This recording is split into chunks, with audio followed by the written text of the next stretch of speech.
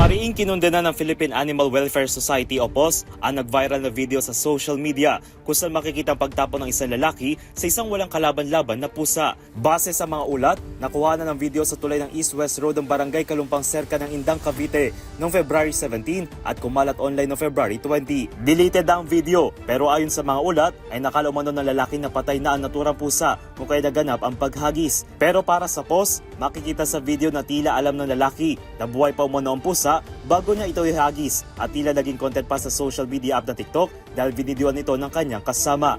Lumalabas din na isa palang estudyante ang naghagis sa babaeng pusa.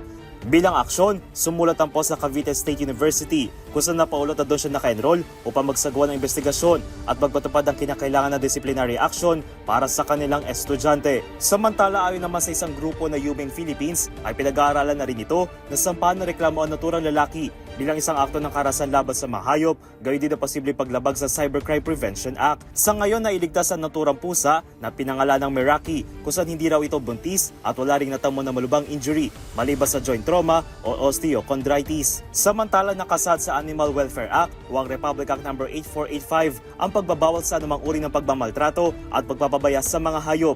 At sino mang mapatutunayang lumabag ay maaaring makulong ng 6 na buwan hanggang 2 taon o multang 1,000 piso hanggang 5,000 piso at pwedeng parehong kaparusahan na ayon sa magiging desisyon ng korte.